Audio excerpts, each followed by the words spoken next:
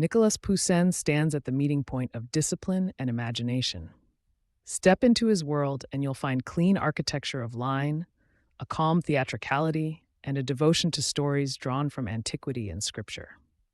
Poussin's paintings read like carefully written poems, each figure placed with purpose, each landscape measured, each gesture part of a deliberate grammar. He painted Roman history with moral weight, myth with a classical reserve, and religious scenes with a rational clarity that made the viewer think as much as feel. From the storm of the abduction of the Sabine women to the quiet mystery of Et in Arcadia ego, from triumphant bacchanals to austere biblical scenes, Poussin shaped the way later generations imagined the classical past. This is the artist who preferred the order of the mind over the spontaneity of the brush, who taught artists that beauty could be the consequence of reason. Today we'll follow his journey, examine his masterpieces, and look closely at why Poussin's cool control still moves us. Before we dive in, don't forget to like and subscribe. Your support helps us keep creating more educational videos like this one. Poussin was born in 1594 in Les Andelys, a small town in Normandy, but his career was made in Rome, which became his permanent studio and classroom. There he absorbed classical sculpture, ancient ruins, and the polished paintings of Renaissance masters. Early canvases already show a hunger for narrative, dramatic groupings, firm profiles, and an interest in antiquity as subject. Works such as Mort de Germanicus reveal his early mastery of tragic tableaux, where grief and political theater are frozen in a rigorous composition. At the same time, mythological commissions, for patrons who wanted gods and nymphs in measured theatrical poses, allowed him to explore both movement and restraint. Even in lighter pieces like Assis and Galatea, he limits flourish in favor of structure, arranging figures so the eye moves calmly across the scene.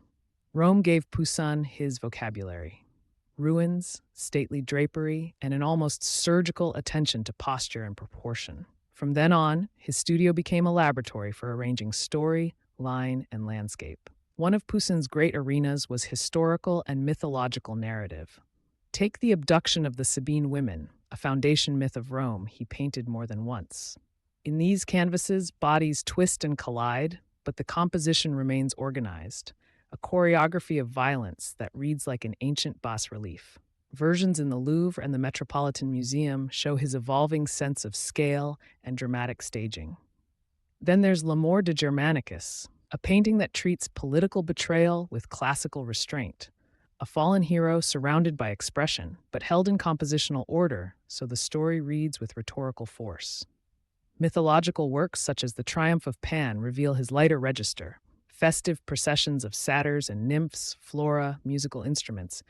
Yet even here, Poussin composes with an architect's eye, balancing figures and foliage so the revelry feels controlled. Smaller mythic episodes like Acis and Galatea or Apollo in love with Daphne show how he distilled emotion into posed, timeless gestures. Across these great scenes, he returns constantly to a set of devices, grouped figures in clear planes, a stage-like foreground, and a horizon that gives history a calm backdrop. Perhaps no idea is more associated with Poussin than the Arcadian meditation. His Et in Arcadia ego paintings, two closely related compositions, ask a deceptively simple question: what does the presence of death mean in the midst of pastoral beauty? The shepherds who read the inscription on a tomb are calm, reflective, almost rhetorical in their gestures. Poussin's Arcadias are revelations of composition, figures arranged like a classical chorus, hills curved to echo bodies, light used sparingly to model faces and stone. Alongside these philosophic scenes, he painted lyrical landscapes such as Landscape with Orpheus and Eurydice. There, myth and landscape fuse, a river winding through measured trees, distant architecture like a stage set, and human drama occupying a small, deliberate space in the scene. Poussin's landscapes are not romantic wilderness. They are organized vistas where nature obeys the painter's sense of proportion. He turned the pastoral into an instrument for moral and poetic reflection. Poussin's achievement in religious painting is equally notable for its sobriety. Works like The Holy Family on the Steps demonstrate how he rendered sacred stories through clarity rather than sentiment. In that scene, the figures form a calm, geometric center. Mary presenting the child, St. Elizabeth leaning forward, Joseph holding a carpenter's instrument. each element a symbol composed with restraint. On a larger, more public scale, his treatment of Old Testament history, for example, the Israelites gathering the manna, shows his ability to organize crowds into readable patterns. Gestures leading the eye, light clarifying narrative hierarchy, landscape setting the moral stage. Even when he handles miraculous or tragic events, Poussin insists on legibility, on the classical dignity of the human figure as the primary vehicle of meaning. The result is a religious art that feels meditative and intellectual, suited to learned patrons who wanted doctrine presented with clarity and beauty.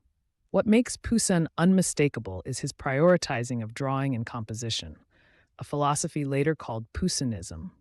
He believed that line, form, and structure were the foundation of painting, and that color should support the intellectual architecture rather than overpower it.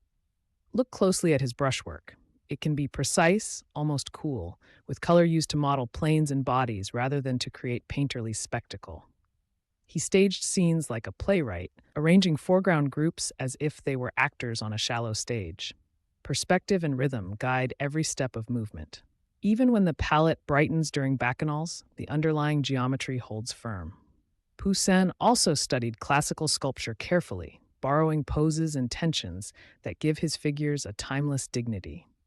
This insistence on order influenced debates for centuries. The so-called Poussinists argued that drawing was superior to colorists like Rubens, and that good painting begins with intellect. The controversy is part of Poussin's long shadow. He asks that viewers think with their eyes. Poussin's legacy is a paradox. He is admired as both a classicist of extreme discipline and an artist of deep feeling. His intellectual control inspired neoclassicists and guided academic taste. Yet his poetry, that quiet marriage of narrative and landscape, keeps his paintings emotionally resonant. He taught artists to build a painting like an argument: premise, demonstration, conclusion. Generations of painters and theorists return to his canvases for lessons about composition and moral clarity. Poussin's work also contains small surprises: a sly asymmetry, an unexpected light on a face, or a landscape that suddenly opens to a distant ruin. Moments that betray an artist who, despite the cool surface, loved the unpredictability of human drama. If you leave with one idea, let it be this: Poussin shows how restraint can deepen feeling, how order can create mystery. Revisit his Sabine scenes, the Arcadian shepherds, the triumph of Pan, the Orpheus landscapes, and his religious tableau. Each returns something new every time you look.